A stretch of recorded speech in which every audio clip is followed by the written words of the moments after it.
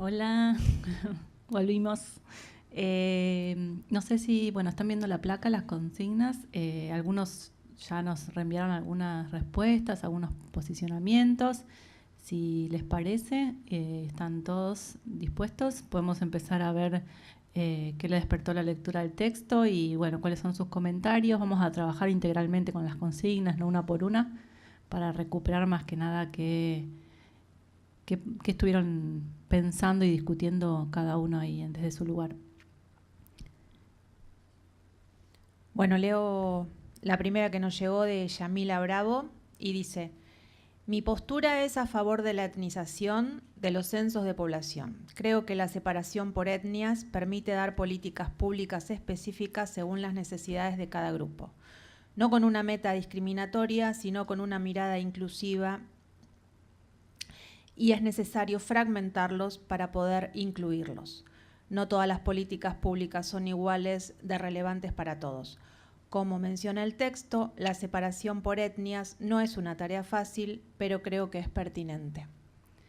Sí, de hecho, digamos, se está recuperando ahí una de las líneas más fuertes, ¿no? Por las cuales se incluyó en el censo de 2001 la pregunta por la identidad étnica.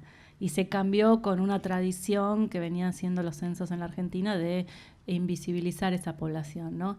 Esta idea de focalizar, digamos, de dimensionar una población para después ir con políticas específicas a resolver los problemas, también porque está asociada la condición, esa identidad, esa pertenencia a la comunidad indígena con una condición de vulnerabilidad social, ¿no? Entonces, ahí hay un argumento fuerte de que aquellos que están a favor de una estadística que, digamos, discrimine o incorpore la etnización en las categorías.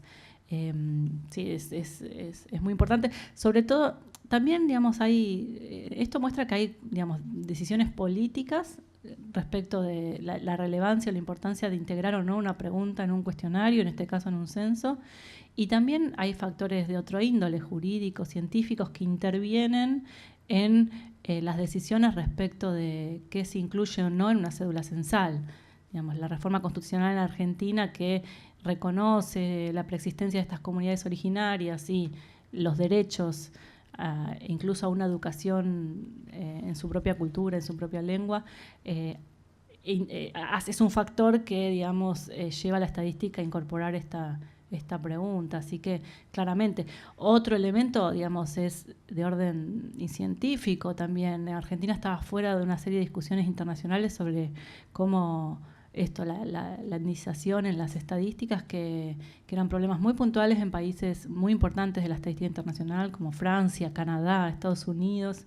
Y bueno, estaba totalmente omitido ese debate en la Argentina, así que son distintos, digamos, elementos que van, digamos, empujando a que se introduzca o no un tema en un censo, o en una encuesta, o en un trabajo, en el trabajo de los estadísticos desde el Estado. ¿Había algunas otras cuestiones? Sí, es que estamos esperando que manden por mail. Bueno. Hay otro docente que tiene ya las preguntas respondidas, Está bien, pero las va a mandar por correo. Mientras esperamos esas preguntas que va a mandar por correo, si querés te paso el interrogante de un docente que ya se adelantó a la apertura de él, tuya, a responder otras cuestiones, y te las adelanto así ganamos tiempo. Bueno, dale. Déjame, en todo caso, Mónica, retomar una cuestión también de esto de los censos de población, porque me interesa, digamos, capturar esto de cómo a lo largo del tiempo van cambiando los intereses y cómo tiene que ver con factores de otra índole extratécnicos, digamos, en esto. Digamos, hay mucho de las discusiones que tienen que ver con cuestiones técnicas, de cuáles son las mejores herramientas para medir con mayor precisión un fenómeno, digamos, que tiene que ver con consensos que llegan los técnicos respecto de cuál es la mejor forma de preguntar, por ejemplo, o cuál es el criterio más valedero para cuantificar a la población indígena. Pero también vemos que hay otras cosas que atraviesan la elaboración o no de una estadística, ¿no? Y que tienen que ver con esto que decíamos. Posicionamientos políticos, cuestiones jurídicas, cuestiones paradigmas, si se quiere, de las disciplinas que intervienen, no sé, demográficos o sociales, y también, digamos, que se mezclan con las cuestiones de orden técnico de cuál es la mejor forma de medirlo.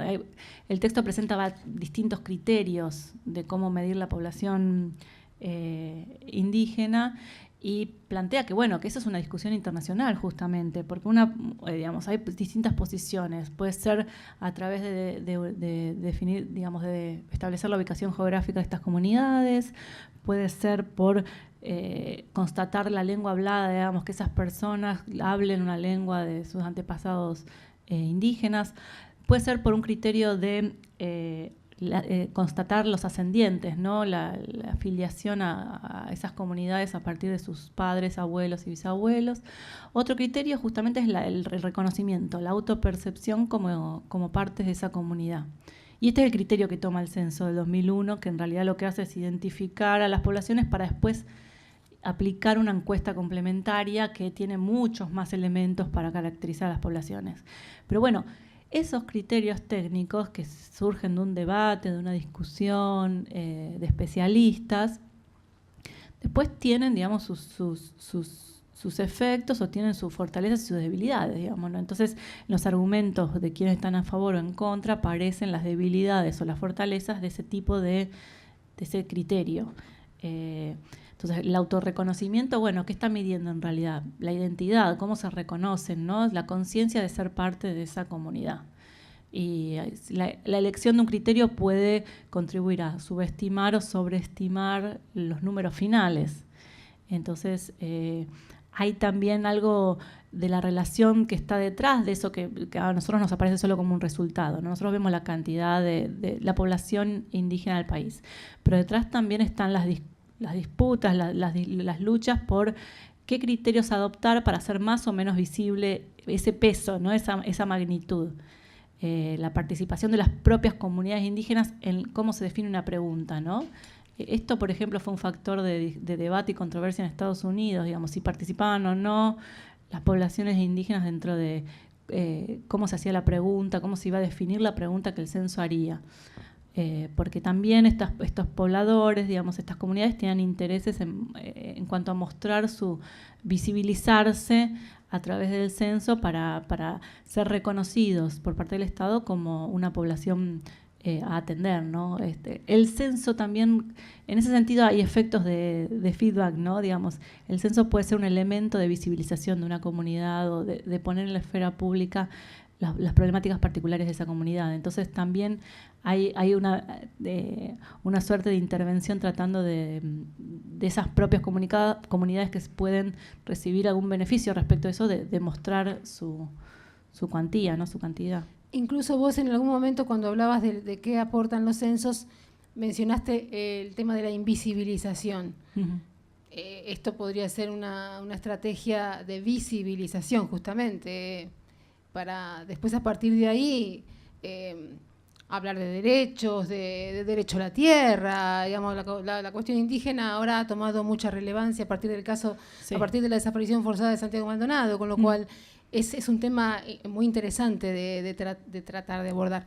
Yo, te leo porque todavía no llegaron las preguntas que vos mandaste, entonces te voy a leer las de un docente, creo que es de Córdoba, y se llama Edgardo Silvi, de Córdoba. Y pregunta, ¿cómo se podrían abordar las estadísticas desde los clubes de ciencia? ¿Mediante qué temáticas? Y después la segunda es, ¿qué referencias tiene del aplicativo informático R? ¿Se puede utilizar con alumnos de nivel medio? No tengo referencias sobre ese aplicativo informático. Nosotros, para procesar estadísticas, manejamos el SPSS y algunas aplicaciones de georreferenciamiento de datos que son muy interesantes, porque hay mucho disponible en Internet. El INDEC tiene casi muchas estadísticas disponibles para que se puedan utilizar en una clase, armando con alguna temática afín a los jóvenes, digamos, datos censales, datos estadísticos, encuestas particulares sobre temáticas. Creo que esas bases de datos están poco aprovechadas, que están online hoy en día, tienen un acceso fácil o se pueden hacer un pedido especial en el INDEC, pero hay, digamos, hay como una oficina encargada particularmente de responder a estas demandas. Yo creo que trabajando con temáticas afines a la población, en este caso a los jóvenes en la escuela o a las problemáticas del área de influencia de la escuela, se pueden hacer lindos trabajos y es más complicado mostrar en el espacio esas cifras, pero suelen ser una graficación muy, muy interesante, muy novedosa para ver cómo se dan estas cuestiones en el territorio, ¿no? Por ejemplo, cómo se distribuye en el territorio, la población, las comunidades indígenas, etcétera. Y en el caso de cómo trabajar el tema, cómo se podría abordar las estadísticas de los clubes de ciencia y mediante qué temáticas, eso es bastante abierto, ¿no? Y creo que sí. ¿Cómo aconsejarías abordar ese tema?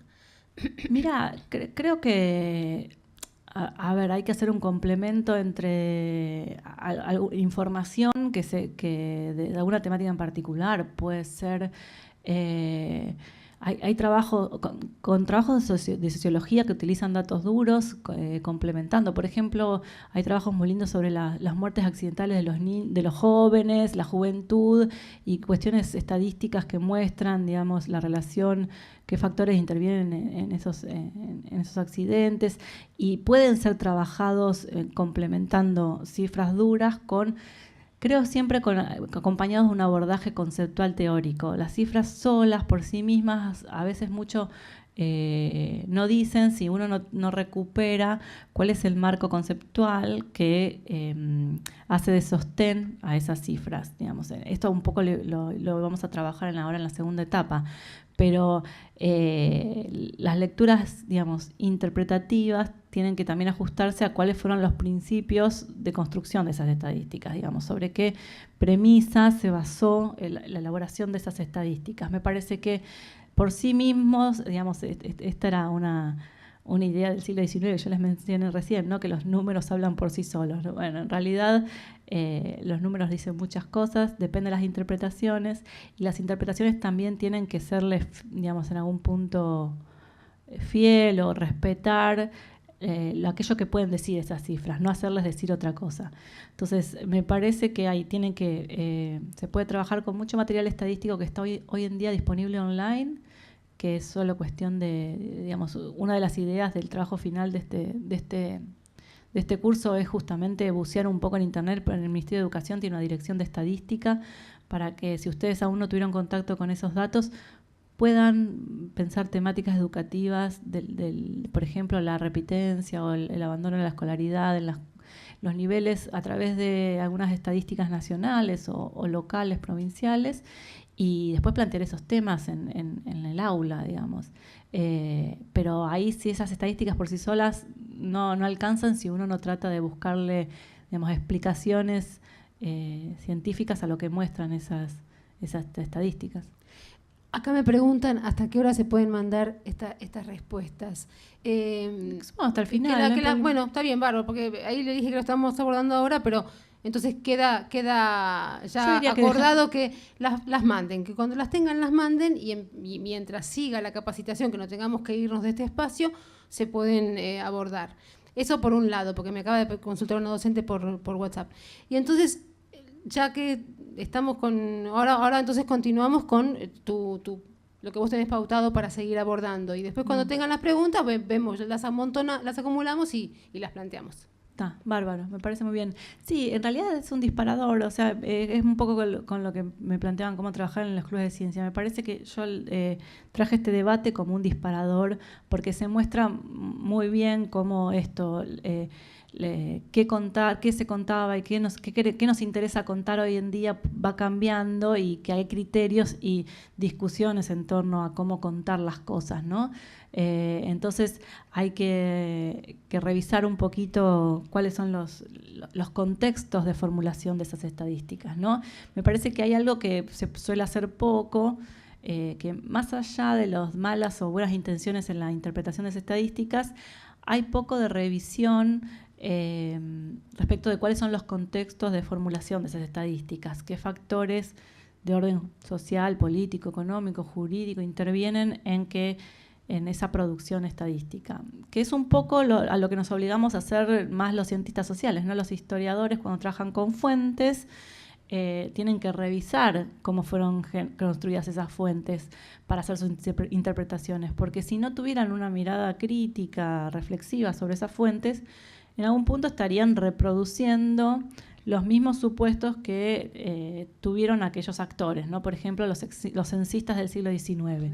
Si no miráramos el censo, cómo invisibilizó esta población preexistente, si no miramos y evaluamos estas cuestiones, bueno, corremos el riesgo de estar repitiendo la visión de cómo se integró la sociedad argentina a fines del siglo XIX que construyeron estos actores sociales que estamos estudiando.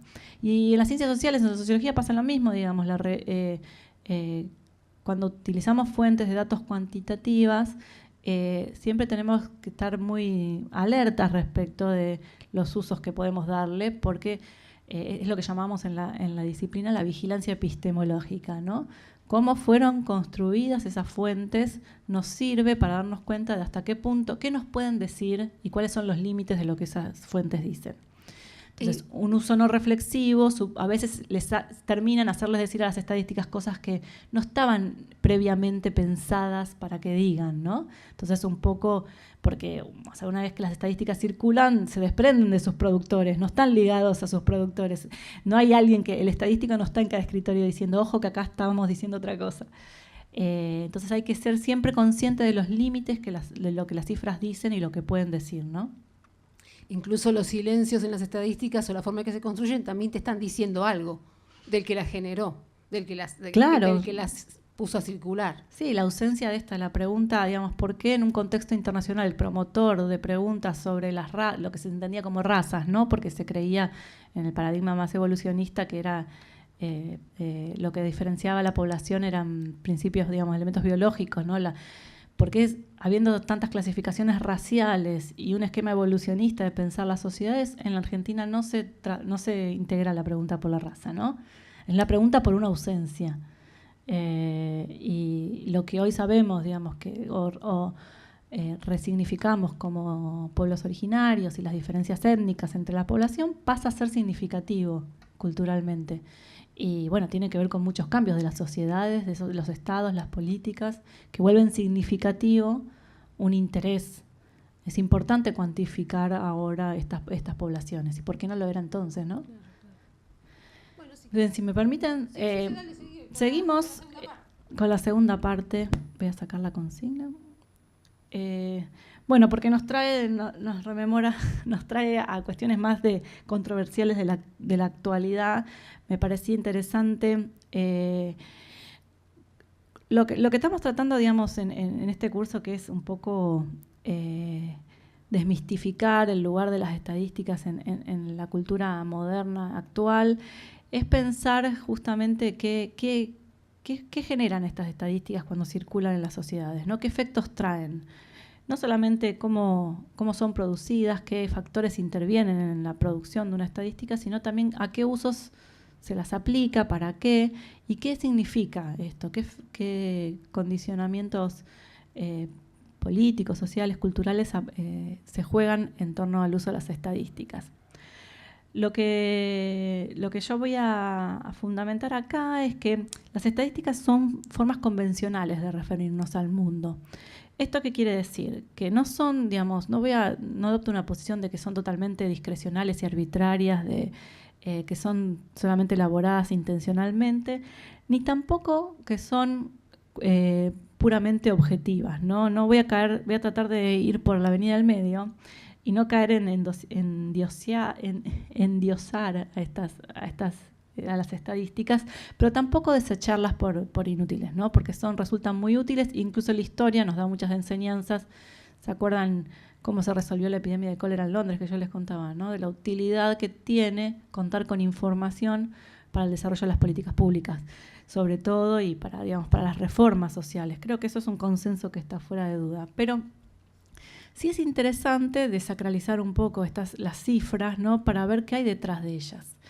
hay un antropólogo francés que dice que las cifras estadísticas funcionan como cajas negras. ¿Qué quiere decir esto? Digamos, que uno las toma como ya hechas, como una cosa, como un artefacto, pero detrás de ellas en realidad se esconden una serie de elecciones, decisiones, contextos, relaciones sociales, relaciones de poder que quedan invisibilizadas cuando uno las utiliza y las toma como dadas, ¿no?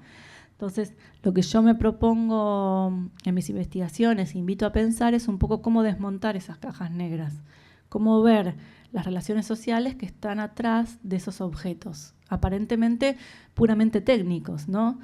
Las estadísticas son, digamos, elaboraciones expertas, resultan de una serie de procedimientos que se les suele llamar cadena estadística, digamos, que tienen un montón de decisiones que toman los expertos y están definidas por una serie de criterios técnicos, pero muchas veces esos criterios técnicos no agotan las decisiones que se toman en ese proceso. Digamos, muchas veces el estadístico se tiene que enfrentar a decisiones que no se resuelven desde una mirada técnica e intervienen ahí otro tipo de cuestiones, ya sean políticas o intervienen cuestiones referidas a los sentidos compartidos en una sociedad, ¿no? Cuestiones de orden cultural que contribuyen a tomar un camino, que ayudan a decidir por un camino o por otro. Lo interesante de estas estadísticas es que están integradas, las usamos todo el tiempo, ¿no? Están integradas a muy distintos ámbitos de la práctica social, no sé, desde la economía y las finanzas que usan los especialistas, que nos llenan de números en los programas de televisión, como en las empresas, en la educación, incluso en el deporte, digamos. Uno se asombra cómo manejan estadísticas los relatores de fútbol. Las fuentes de esas estadísticas, quienes producen las estadísticas son de distinta índole. Pueden ser organismos oficiales, como estuvimos hablando recién, el Instituto Nacional de Estadística de cada país, el INDEC en la Argentina, pero también últimamente se ha dado un florecimiento de producciones privadas de estadísticas, ¿no? Entonces, sabemos que hay consultoras, por ejemplo, consultoras privadas que producen estadísticas, empresas, organizaciones representativas sectoriales que producen sus propias estadísticas, organismos internacionales, organizaciones no gubernamentales que luchan por determinada temática específica, derechos humanos, medio ambiente, también generan estadísticas. Incluso los movimientos sociales, ¿no? Producen sus propias estadísticas. Entonces, lo que es llamativo es cómo, digamos, si habíamos puesto en el centro de la escena al Estado, veníamos en esta historia, ¿no? ¿Se acuerdan? En el siglo XVIII y XIX poníamos en el centro de la escena al Estado. Hoy lo que notamos es que se multiplicaron mucho los productores de estadística. Las usinas productoras de estadística son muy variadas, y en algún punto, digamos, están en condiciones también de competir con el Estado respecto a esos números, ¿no? A veces producen números sobre temáticas semejantes y ahí se presentan conflictos cuando esos números, esas estadísticas nos dan necesariamente igual. Entonces hay múltiples productores de estadística y múltiples usos a los que están sujetos esas estadísticas. Es muy común que estas estadísticas sean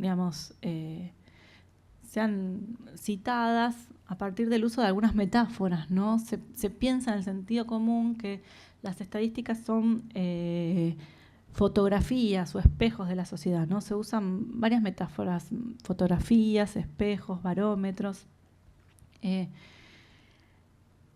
Y esto tiende a aludir a que, digamos, a una forma de pensar las estadísticas como un registro, una réplica de la realidad, ¿no? Entonces, si la estadística es una fotografía de la sociedad, o si se usa esta metáfora, uno está asumiendo que, digamos, fielmente refleja lo que una sociedad lo que está pasando en esa sociedad o en la economía.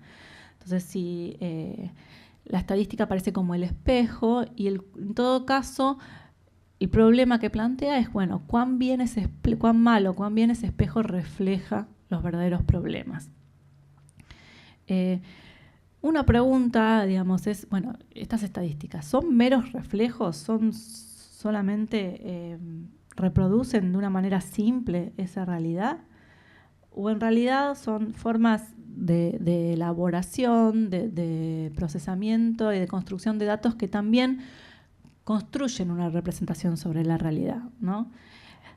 Esto tiene que ver con que los datos, digamos, no es que estén dados ahí inmediatamente a la observación, sino que son producto de un proceso de construcción. O sea, los datos no están dados en la realidad, sino que son construidos. ¿Por qué? Porque en esa construcción, aún para registrar algo tan inmediatamente visible como el género o la procedencia, preguntar si es extranjero o argentino, estas preguntas que estaban en el censo, también supone criterios de cómo hacer la pregunta, a quién preguntar, con qué herramienta, digamos. Hay toda una serie de elecciones que hacen posibles la construcción de eso que después se toma como un reflejo o como una descripción meramente de la realidad. Entonces, hay que revisar en algún punto esas metáforas que utilizamos para referirnos a las estadísticas, porque, digamos, trasladan a nuestro lenguaje una serie de presupuestos. Un presupuesto sería que, digamos, la realidad económica y social puede ser reflejada, puede ser mostrada de manera directa sin mediaciones. Y en realidad el estadístico es el instrumento y sus técnicas, es el instrumento mediador de esa imagen que construye, ¿no? Entre realidad y resultado estadístico, ahí está el lente con el que el estadístico mira esa realidad. Y ese lente, para llamarlo de alguna forma, a partir del cual construye una imagen de la realidad, está basado en una serie de presupuestos teóricos, conceptos, elecciones metodológicas, principios de referencia de la disciplina. Digamos, hay toda una serie de selecciones que intervienen en esa imagen que construye la estadística de la realidad. Por lo tanto, digamos, podemos decir que las estadísticas son formas de reducir la complejidad social. Digamos, cuando uno decide medir algo, en realidad descarta un montón de otras cosas, ¿no? Entonces, es un proceso que a la vez, digamos, tiene que igualar algunas cosas y diferenciar otras. Por eso hace un proceso de síntesis, ¿no? Las cifras estadísticas son imágenes de síntesis. Se pierde algo de información cuando uno decide hacer una pregunta y no otra. O dejar afuera determinadas cuestiones, pero al mismo tiempo se gana en sentido, ¿no? Se gana en firmeza en aquello que la estadística está mostrando, ¿no? Se gana en respaldo para estar hablando de esa dimensión, de ese pedacito de la realidad que uno quiere medir.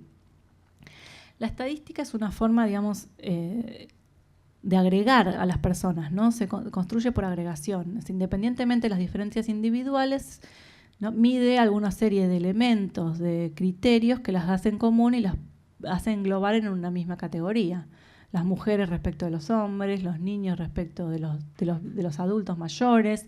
Digamos, hay definiciones que a la vez que clasifican, homogenizan al interior. Los niños, no importa si tienen 4 años o 10 años, son todos niños, ¿no? Entonces, se anulan en esa operación las particularidades individuales y por el fenómeno de agregación se aísla de sus manifestaciones individuales. Esto es lo que significa que lo que hacen las estadísticas es objetivar experiencias comunes, digamos, es objetivar. Y no me refiero acá al término objetividad porque me interesa esta distinción, ¿no? Lo que hace una estadística es abstraerse de los individuos y de sus particularidades, mostrarlo como un objeto, ¿no? Por eso se llama objetivación, el proceso de construir algo, un objeto diferente respecto de cómo se dé ese criterio, esa característica en cada uno de los individuos. Esto nos permite darle un sentido objetivo, un sentido estable a la realidad, digamos. Lo que podemos hacer es otorgarle un sentido que se mantenga en el tiempo. Entonces, podemos hablar de los extranjeros en el siglo XIX y en el siglo XXI. Tenemos una clasificación de que consideramos una persona extranjera y manteniendo con esa clasificación podemos distinguirla de otras personas y mantener en el tiempo esa característica, esa identidad como un objeto con el cual yo voy a poder jugar con otras estadísticas, con otros fenómenos, con otros problemas. Entonces, es importante pensar esto de las estadísticas como procesos de objetivación. ¿Por qué? Porque nos corre de la preocupación o de la discusión tan empantanada entre objetividad sí o objetividad no, ¿no? Cuando uno asume la concepción fotográfica, se supone que ahí se confunden objetividad con objetivación. ¿Por qué? No quiere decir que que el estadístico tome determinadas decisiones y construya en un proceso objetos estadísticos, objetive la realidad. No quiere decir que lo hace desde el lugar clásico que se entendía la objetividad, ¿no? Como exento de supuestos, totalmente impermeable al contexto en el que ese estadístico está trabajando. Digamos, lo que el proceso de objetivación que lleva a la producción de una estadística supone una serie de selecciones, recortes, clasificaciones, esquemas de clasificación, etcétera, etcétera, que son decisiones que toma el estadístico, pero no como un extraterrestre, sino inmiscuido en un contexto social, cultural y político, que también explican parte de esas elecciones. Más allá de que se respalde, digamos, en los consensos técnicos de ese momento, muchos de los presupuestos que adopta tiene que ver con la cosmovisión de la época en la que él está vivenciando. Entonces, si dejamos de lado la cuestión de la objetividad o no y pensamos más en procesos de objetivación, digamos, qué procedimientos, qué elecciones llevan a formular una estadística, es mucho más rica la discusión, mucho más interesante, porque podemos en todo caso discutir o consensuar cuáles son los criterios que se adoptan para producir una estadística, ¿no? En general, la literatura sobre sociología de las estadísticas plantea justamente esta doble acción de lo que significa producir una estadística. Cuantificar, ahí yo les pongo en una fórmula casi matemática, pero no lo es convenir y medir, más medir. O sea, hay dos momentos de la cuantificación. Uno tiene que ver con ponernos de acuerdo con los criterios. ¿Qué vamos a considerar? Por ejemplo, ¿qué es una persona desempleada? ¿O qué es una raza o una etnia? ¿No? Tenemos que consensuar de qué estamos hablando cuando estamos hablando de estos términos.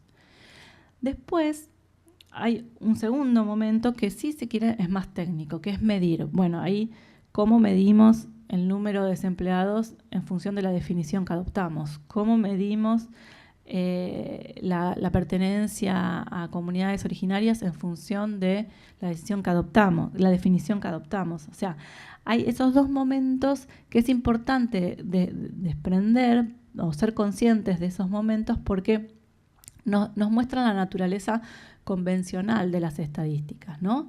Que sobre todo para los casos que estamos trabajando, a los que yo me estoy más refiriendo, que son las estadísticas de los fenómenos sociales y económicos, ¿no? Donde hay una participación también de los sujetos sobre los cuales queremos cuantificar, ¿no? Entonces, no hay el fenómeno social, no hay una posibilidad de replicar el fenómeno en la historia nuevamente. No es que si yo mido varias veces el mismo fenómeno voy a encontrar el mismo resultado. ¿Por qué? Porque las relaciones sociales y humanas son históricas, cambiantes, entonces es posible que no exceda nunca ese ideal de objetividad, de que si uno mide una vez y mide de vuelta va a medir exactamente lo mismo.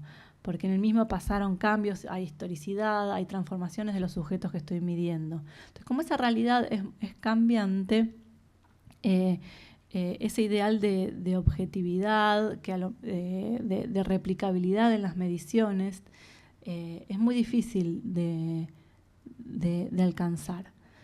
Sí podemos pensar la fiabilidad de una estadística en función de la solidez de los argumentos y de los consensos que sostienen las formas de medir, ¿no? Sobre las que se basan las elecciones, las formas de medir. Por esta cuestión también, digamos que desde hace mucho en las ciencias sociales compartimos como premisa, ¿no? Que, digamos, no hay una observación de la realidad sin presupuestos, digamos. No hay una observación de la realidad ateórica. Los cientistas sociales, digamos, los lentes que nos ponemos para mirar la realidad tienen que ver con una teoría y con los presupuestos de esa teoría. O sea que en algún punto hay un modelo conceptual a partir del cual miramos la realidad. Y nosotros, digamos, explicitamos cuáles son los criterios a partir de los cuales construimos nuestros propios datos estadísticos, nuestra propia información.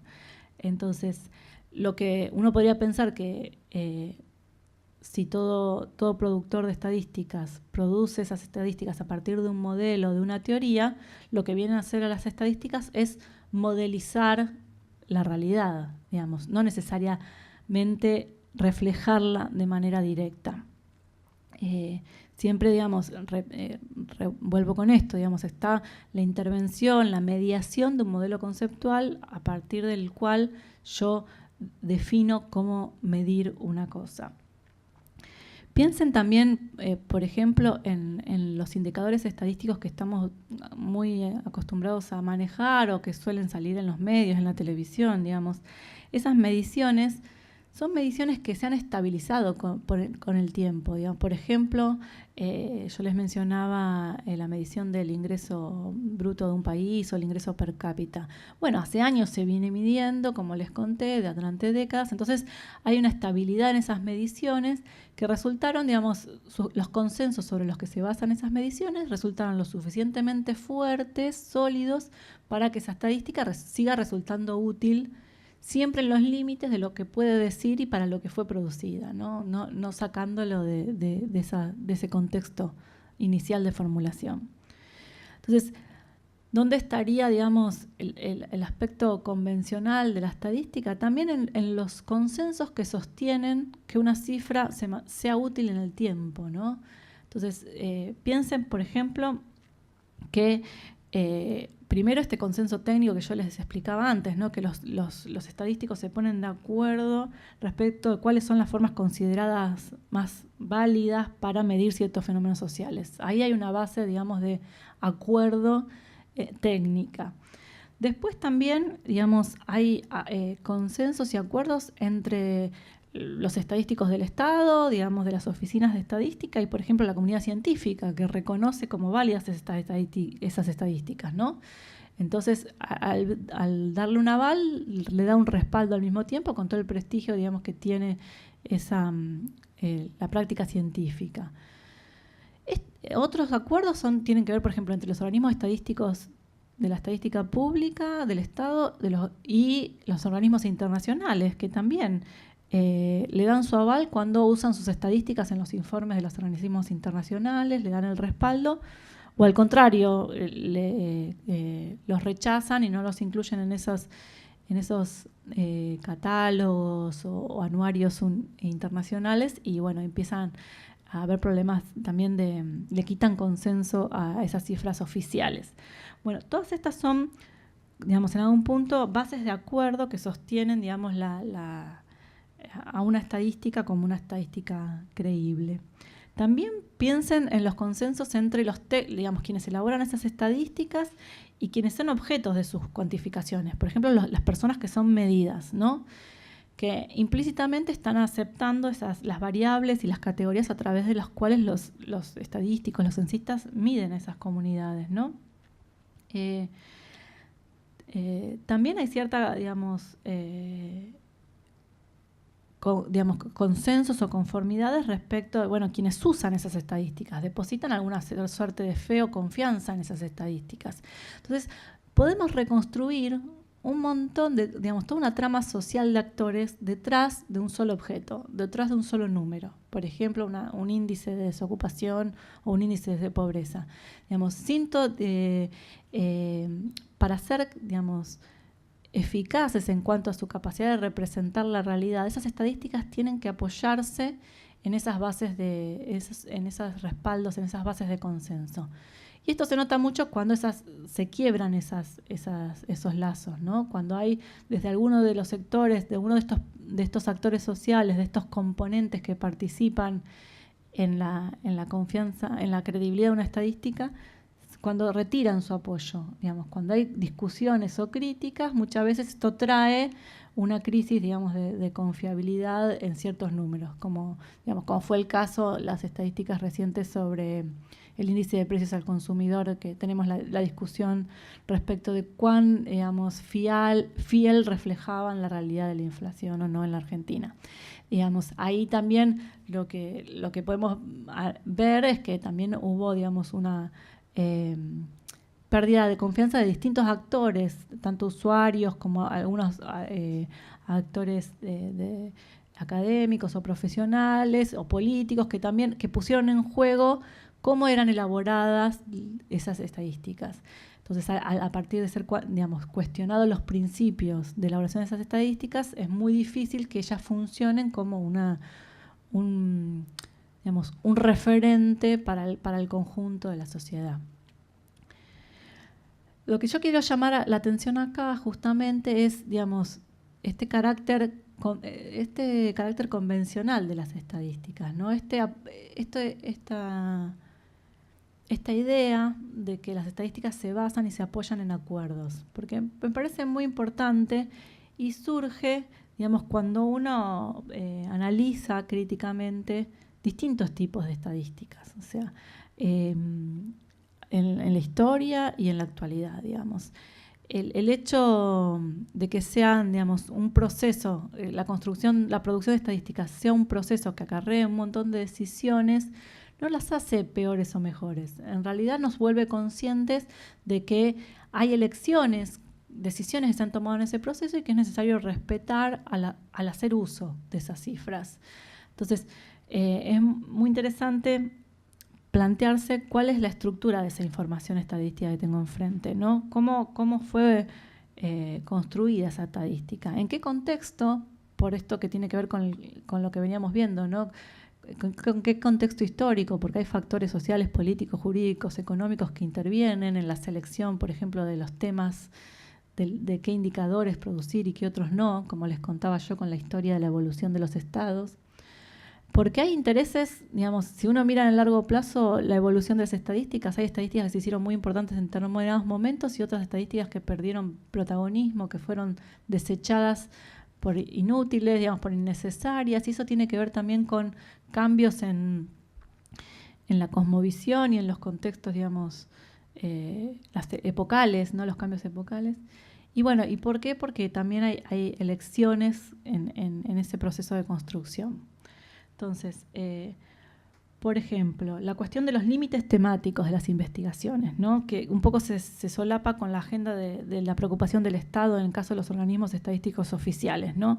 Uno podría ver que cuáles son los temas en las que están en la agenda estatal y cómo esas preocupaciones que predominaron en determinada época se tradujeron en el desarrollo de ciertas estadísticas. Eso quiere decir que puede haber, digamos, hay decisiones respecto de a qué atender, qué tiene que atender la estadística si no puede atender a todo. Un sistema estadístico nacional no puede atender a todos los problemas, entonces tiene prioridades y eso están vinculadas también con a qué fines, para qué fines se producen esas estadísticas. Las elecciones de qué medir y qué no medir tienen que ver también con la finalidad, digamos, política que pueden tener esas investigaciones. Entonces, hay decisiones respecto de qué foco darle a la estadística, qué cuantificar y qué no, en qué invertir recursos, porque estos procedimientos son procedimientos muy costosos. Un censo es un procedimiento muy costoso, hay mucha inversión en el Estado al respecto. Entonces, tengo que dejar algunas áreas temáticas que quedan afuera, ¿no? Lo que veíamos recién, qué se visibiliza y cuáles son las lagunas de la estadística oficial. Y muchas veces esas elecciones temáticas no son totalmente discrecionales de un individuo, pero sí forman parte de un contexto porque están orientadas por valores políticos y sociales, marcos de referencia compartidos, ¿no? Que hacen algunas estadísticas ver a los ojos de la sociedad o de los políticos como estadísticas más útiles y otras menos útiles. Después, digamos, hay elecciones que tomar respecto a los instrumentos de medición, ¿no? No es lo mismo si yo hago un censo o me baso en los registros administrativos para producir estadísticas.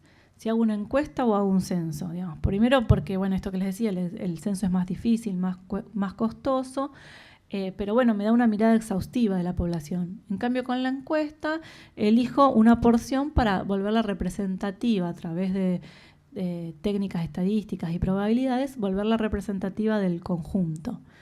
Pero la encuesta, por ejemplo, no fue un método muy utilizado hasta mediados del siglo XX, porque había muchos pruritos respecto de esta capacidad de representar el conjunto solamente midiendo una parte, ¿no? Entonces, tuvo su tiempo, si bien la técnica de muestreo de la teoría es del siglo XIX, tuvo su tiempo hasta que fue asimilada como válida, entonces las encuestas aparecieron más en la segunda mitad del siglo XX. Pero bueno, hay elecciones sobre las técnicas que utilizan.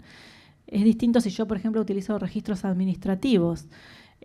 ¿Por qué? Porque estos registros no estuvieron hechos pensados en fines estadísticos, sino para registrar cuestiones. Entonces, a veces el estadístico ahí se encuentra con algunos límites de lo que esos registros administrativos dicen. Entonces, no es lo mismo si yo voy a hacer estadísticas del delito basado en registros que toma la policía o estadísticas de salud basadas en los registros de los hospitales, que si yo hago, por ejemplo, una encuesta, ¿no? Como se utiliza últimamente mucho las encuestas sobre victimización, ¿no? Que tienen que ver si fueron víctimas las personas de un delito. Eso también acarrea en una elección y distintas cosas que me permiten ver una fuente y la otra, y cosas que me oculta una fuente y la otra no. Otras elecciones que tienen que ver con los instrumentos de medición es, bueno, cómo voy a diseñar el cuestionario, qué preguntas voy a hacer, si va a estar mediado por la intervención de un encuestador o va a ser un cuestionario autoadministrado. Son todas decisiones metodológicas que se van a apoyar en una serie de consensos técnicos, pero también tienen, límites y cosas que son más, que muestran más factiblemente y otras que no. La otra cuestión tiene que ver también qué definiciones adopta la estadística, cómo clasifica a las personas o a las cosas, ¿no? Porque, esto que planteábamos antes, bueno, ¿qué es un desocupado? ¿Qué es un desempleado? La definición de qué es un desocupado no fue siempre la misma a lo largo de todo el siglo XX. Las estadísticas de desocupación nacieron en el fin del siglo XIX y lo que se considera un desempleado no es lo mismo a lo que consideramos un desempleado hoy. Entonces, ahí hay un proceso, una definición de estos términos que después voy a medir, que son, convenciones entre quienes definen estos términos para la estadística, pero que cambian en el tiempo. Eso es lo que nos hace difícil a veces comparar o hacer largas evoluciones en el tiempo, comparar lo que las estadísticas están mostrando en la desocupación hoy o en el siglo XIX es muy difícil porque entramos entre estos problemas de que en la base están definiciones diferentes de un mismo sujeto, ¿no? Y esto se ve mucho, hay un primer censo, un intento de medir la desocupación en la Argentina, que es del año 1932, que tiene una definición bastante tradicional de desocupado, que no se ajusta a los criterios que establecía, por ejemplo, la Organización Internacional del Trabajo ya en la década del 30, que es muy diferente a lo que se empieza a medir en la encuesta de empleo y desempleo de la década del 60 en la Argentina, que es la antecesora de la encuesta permanente de hogares que hoy usamos para medir la desocupación. Entonces uno puede ver, que parten de definiciones diferentes de desocupado y eso también hace que se midan cosas distintas, ¿no? Aunque parezcan bajo el mismo rótulo o nombre.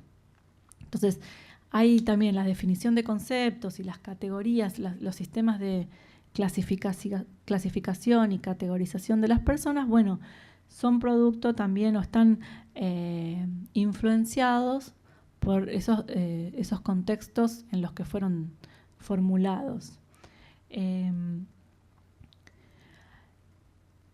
las categorías que se utilizan para clasificar a las personas justamente son, no son propiedades mismas de las cosas, sino que traducen una visión que nosotros ponemos sobre las cosas, que el estadístico pone sobre las cosas.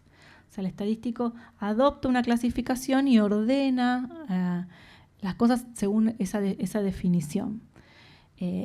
Al mismo tiempo, muchas veces hay discusiones o problemas con estas clasificaciones. Por ejemplo, porque hacer estadísticas sociales o económicas implica lidiar con clasificaciones ya preexistentes en la sociedad. Hay sentidos compartidos respecto de qué es un desocupado. Nosotros podemos tener una idea previa de qué es un desocupado que consideramos. Y la estadística tiene que establecer un criterio de qué considera desocupado.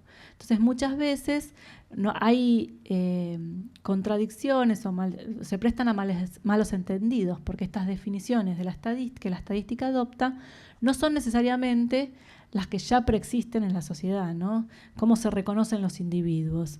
A lo mejor un estudiante que terminó su carrera universitaria se considera un desocupado, pero no es un desocupado para la estadística. ¿Por qué? Porque no está activamente buscando trabajo, que es un requisito que impone la clasificación de desocupados en la estadística internacional y en la Argentina. Entonces, la definición de distintas formas de clasificar a la población, entre población desocupada u ocupada, población económicamente activa o inactiva, bueno, son clasificaciones estadísticas que en algunas ocasiones chocan con las ideas preexistentes que nosotros tenemos respecto de qué es un desocupado.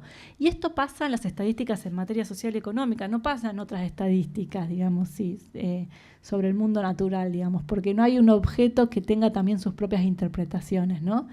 En las ciencias sociales tratamos de medir y observar un mundo, digamos, fenómenos sociales que no solamente son históricos y cambiantes, sino que también tienen sus propias interpretaciones sobre ellos mismos. Entonces, muchas veces hay como tensiones entre las conclusiones o las estadísticas, los resultados que aparecen en una estadística y lo que la gente piensa respecto de ese mismo fenómeno. Entonces, digamos, como vemos, aparecen toda una serie de cuestiones que complejizan la idea de que la estadística es solo un lenguaje que describe la realidad, ¿no? Parece como que son simples piezas de información o hay algo más en la forma en que la estadística representa la realidad, ¿no? Podemos seguir pensando las estadísticas de una manera simple, básicamente como un lenguaje que describe la realidad, pero, ¿qué pasa? Digamos, primero vimos que, digamos, los intereses de qué contar y cómo contarlo van cambiando, atienden a otras cuestiones. También vimos que hay un proceso de objetivación, de producción, digamos, de esos datos, que está mediado por un lente que es un modelo conceptual a partir de los cuales produzco esos datos. Vimos que también hay decisiones que no son del todo subjetivas, pero sí tienen que remir a la elaboración de consensos. O sea, hay elecciones, selecciones. Entonces, ya se complejiza esta idea de la estadística como un lenguaje directo, ¿no? Como una representación directa de la realidad. Y encima, digamos, tenemos una propiedad de los indicadores estadísticos, que es que no solamente, digamos, expresan una realidad, sino que después intervienen en la existencia de esa realidad, lo que se llama los efectos performativos de las cifras. La idea de performatividad es la idea de una acción, digamos, viene del lenguaje, aquellas palabras que al decir hacen ser. Por ejemplo, cuando un juez firma una sentencia que es culpable, por su lugar, digamos, de juez, hace ser a una persona culpable, ¿no? La vuelve así, la clasifica, la categoriza como culpable dentro de lo que es el sistema judicial. Esto es, la palabra vale como una realidad, la palabra del juez que designa una persona culpable establece esa realidad. Las estadísticas podrían ser, digamos, llevarlas en un paralelismo a este lugar, ¿no? Porque, por ejemplo, supongamos que dos dos economistas están discutiendo si como país, si la Argentina entró o no en recesión. ¿Estamos viviendo una recesión económica o no estamos viviendo una recesión económica? Una discusión que venimos escuchando de manera muy típica en la Argentina. ¿Qué define, digamos, si es una recesión o no? Bueno, un indicador estadístico. Hay crecimiento del Producto Bruto, digamos, hay una definición estadística que dice, bueno, en tantos 3 semestres consecutivos de que no hay crecimiento económico, que está medido por un indicador, se considera recesión. Entonces, quien dirime la cuestión vendría a ser, en este caso, el indicador, que muestra que no hay crecimiento en esos 3 semestres, por lo tanto, adoptamos como válida esa descripción y a la vez construimos, digamos, la realidad de esa recesión, de esa experiencia de estar viviendo una recesión económica como sociedad. O sea, los indicadores estadísticos contribuyen a reforzar esa experiencia de una realidad que es colectiva, que digamos que no está sujeta a cómo se experimenta individualmente, sino que bueno, decimos que estamos atravesando una recesión porque ese indicador así lo designa. Entonces, las estadísticas contribuyen a configurar esa realidad compartida, ese sentido que compartimos de la realidad. Lo mismo, por ejemplo, traíamos el tema de la desocupación, ¿no? Digamos, hay toda una discusión entre los economistas cuál es el nivel de desocupación por el cual se puede considerar una desocupación baja, por lo tanto propia del mercado, friccional, que no es importante, o cuando una estadística, una tasa de desocupación es preocupante. Bueno, en realidad al desocupado, a la persona que está desocupada, no le cambia nada esa estadística, pero la definición, la publicación y la circulación de un número, de una cantidad, de una tasa de desocupación, contribuye a construir el problema de la desocupación como un problema general, un problema político, un problema de la esfera pública. Entonces, la estadística interviene en ese pasaje del problema individual del desempleado al problema social de la desocupación, ¿sí? Entonces, contribuye a dar un sentido colectivo a una realidad. Esto es lo que los cientistas sociales llaman el efecto, lo que vendría a ser el efecto performativo, ¿no? El efecto de generar cierta realidad como experiencial, como algo experiencial. Digamos, para que este efecto se dé y contribuya a construir nuestra concepción de la realidad, las estadísticas tienen que ser eficaces en algún sentido, digamos, se tiene que creer en esas estadísticas, porque si la mayoría de las personas no creen en esas estadísticas, tampoco van a asimilar o apropiarse del diagnóstico de que estamos viviendo en una recesión. Digamos, si no puedo confiar en esas estadísticas o sospecho de esas estadísticas, se ve afectado esa capacidad de la estadística de contribuir a generar lo real. Entonces hay un cierto piso de confianza social que es necesario en la difusión y circulación de las estadísticas, porque ahí depende, digamos, que los usuarios le den crédito a esas estadísticas. Se me ocurrió también traer algunos elementos que a veces, en ciertas ocasiones, contribuyen a que se pierda esta confianza en las estadísticas, ¿no? Hay algunos hechos que podemos describir con experiencias cercanas o más lejanas, ¿no? Y que también remiten a lo que ustedes volcaron en los cuestionarios iniciales, donde se mostró muy bien que para ustedes, bueno, había algunas estadísticas en las que creían o no, depende quién era la fuente de que producía la estadística, ¿no? Depende de quién sea el productor, si merece mi respeto o no, ¿no? Justamente, por ejemplo, las sospechas sobre la capacidad técnica de quien produce estadísticas generan recelos respecto de esas estadísticas, ¿no? Si yo no creo que, digamos, son fuente de una autoridad en el tema, tiendo a desconfiar de esas estadísticas. Por ejemplo, también la percepción de si ese productor es un productor autónomo o no, digamos, si está separado de intereses, malas intenciones, manipulaciones, también pasa a ser... Hay todo un debate respecto de cuál es el rol de los sistemas estadísticos en relación al poder político o al Estado. En general, estas preguntas por la autonomía, cuál es el grado de autonomía, suele hacerse más sobre el Estado y menos sobre los productores privados, que también tienen muchos lazos de muchas limitaciones a su autonomía, ¿no? Están sujetos a otros condicionamientos, por ejemplo, a hacer productos vendibles o comercializables, ¿no? Porque comercializan números, ¿no?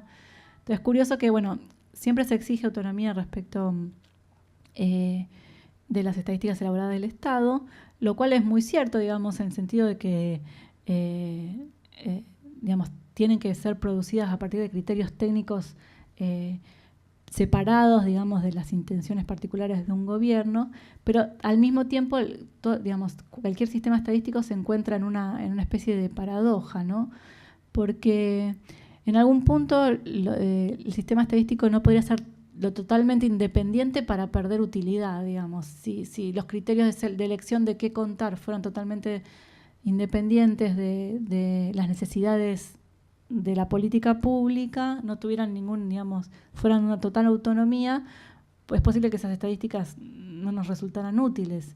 Y en el otro extremo, si solo fueran, digamos, estuvieran atadas a lo que designa un gobierno, serían estadísticas, digamos, solo, digamos, manejadas con los intereses de un gobierno. Y la estadística es una actividad del Estado, no de un gobierno en particular. Entonces, la actividad del estadístico se maneja entre estos dos extremos, ¿no? Digamos, si planteamos la total autonomía o planteamos la total dependencia, nos encontramos frente a un dilema en las dos puntas. Pero bueno, está claro que, digamos, se espera, en general, la sociedad espera encontrar, digamos, cierta autonomía del órgano productor de esas cifras, espera reconocer cierta autoridad técnica en ese órgano productor de cifras. Entonces, estas expectativas pueden ser, digamos, pueden no ser corroboradas, entonces pueden darse eventos o situaciones de desconfianza. Otras situaciones en las que se alimenta la desconfianza en las estadísticas tienen que ver también cuando aparecen números en competencia, digamos, cuando compiten productores privados y productores públicos y dan resultados diferentes, ¿no? Entonces, ahí se abre como una brecha muy típica de desconfianza. Y también hay otra fuente que tiene que ver con la distancia entre el número, el resultado estadístico y mi percepción individual. Esto también es muy típico, ¿no? Como fuente de desconfianza. Y creo que aparecía en algunos de los comentarios que ustedes mandaron por mail, ¿no? Muchas veces las estadísticas no se condicen con la realidad, entonces no creo en ellas. Pero bueno, digamos, por esta cuestión que estuvimos charlando recién, digamos, que son modos de objetivación, es muy difícil que la experiencia particular, que tengan una respuesta lineal a una experiencia subjetiva de un problema, ¿no? La percepción individual es la percepción que se construye en el sistema, digamos, en el espacio cercano con el que uno interactúa, y que muchas veces no es lo mismo que la realidad que objetivan, que vuelven objeto las estadísticas. Entonces, esta distancia entre percepción individual y construcción y resultado estadística es muy típico. ¿Cómo hicieron algunos sistemas estadísticos para resolver este dilema? Porque eran cuestionados porque, por ejemplo, no solo en la Argentina, también en otros países, los índices de inflación, porque no reflejaban la realidad. Bueno, en Francia, por ejemplo, el sistema estadístico decidió en su sitio web habilitar un sistemita para que cada uno pueda calcular su índice individual, de acuerdo a su canasta de consumos básicos, pueda consultar cómo aumentó o no su índice personal de inflación. Hay algunos trabajos, hay algunos estudios que muestran que, de todos modos, la percepción subjetiva y las estadísticas muchas veces no van de la mano. Digamos, muchas veces las estadísticas señalan una cosa y la percepción general es otra. Por ejemplo, en la segunda posguerra en Italia, digamos, las encuestas de opinión relevaban una visión muy negativa de la economía, cuando los indicadores objetivos de la economía que mostraban las estadísticas decían que la economía estaba creciendo. Entonces, hay muchos contextos en que hay un divorcio entre las estadísticas como formas de objetivación de la realidad y las percepciones individuales. Y bueno, en estos dilemas, en estas controversias que se pueden hablar, están inmersas también las estadísticas. O sea, no son ajenas a estas cuestiones. O sea, hay debates y controversias en torno a las estadísticas se han dado en muchos momentos y en muchos contextos diferentes. En esos debates también se están discutiendo cuestiones sobre cuál sería el rol, digamos, de la estadística, cuál es el lugar de la estadística en la política y en las sociedades, ¿no? ¿A qué deberían atender esas estadísticas? ¿A qué tipo de intereses? ¿Cuáles son las formas válidas y no válidas de hacer estadísticas? Les traía, si quieren hacer alguna pregunta, surgieron, hacemos un mini corte. Tengo una de Marcela Huanco, que es, trabaja los ítems que vos marcaste. La inclusión-exclusión de la temática indígena se manifiesta en 3 argumentos. El primer argumento afirma que la inclusión de las poblaciones indígenas como categoría censal contribuye a otorgar esta mayor visibilidad y a reparar el silenciamiento histórico del que han sido víctimas los pueblos originarios. La mediación de los indígenas permite restituir su presencia histórica y actual y su aporte a la conformación de la sociedad. Segundo argumento. Íntimamente ligado con el anterior, sostiene que medir la población indígena permite implementar políticas sociales susceptibles de revertir su menor nivel de bienestar material y de garantizar ciertos derechos básicos como recibir educación en su lengua o mantener sus pautas culturales. La cuantificación resulta esencial para evaluar necesidades concretas de los pueblos indígenas y definir los instrumentos económicos, educativos y otros. Tercer argumento. Es que las problemáticas étnicas permiten acercar las clasificaciones estadísticas a las categorías implícitas en la sociedad, hechas invisibles cuando se maneja la abstracción jurídica de ciudadanía y nacionalidad, para la que solo existen nativos y extranjeros. Los opositores a la etnización estadística, por su parte, sostienen que el objetivo de combatir la pobreza no debería limitarse a los indígenas, ya que un pobre no indígena o que no se percibe como tal tiene los mismos derechos que un pobre indígena. Las políticas de reconocimiento de derechos deberían ser universales para todos los habitantes e independientes de las condiciones étnicas de las personas, lo que convertiría a la distinción étnica en irrelevante. Esa es la intervención de Marcela Huanco, y tengo otra de Silvina, una docente de Córdoba, que dice: antiguamente no se hacían censos sobre las poblaciones indígenas por diversos factores, y pone entre comillas, son minoría, se creía que desaparecerían, se creía que su análisis atentaba contra el principio republicano de gobierno. En cuanto a la segunda consigna, dicha situación ha ido evolucionando con posturas a favor, entre paréntesis, inclusión y políticas sociales, y otras en contra, entre paréntesis. Se generan grupos cerrados, desigualdad, se atenta contra la ciudadanía universal. Hoy son parte de los censos, pero con ciertas dificultades como la lengua, las uniones interraciales, etc. En cuanto a mi postura, considero que es muy importante el censo de estas comunidades, porque su cultura y sus orígenes poseen características propias que merecen ser recolectadas, y con ello, además de darse a conocer, se generan registros para las generaciones futuras. Esos son, y vos, Karen, tenés, ¿no? No. Bueno, estos son los dos que a mí me llegaron, si vos tenés ganas de continuar con... Sí, porque digamos, ahí se retoman los usos...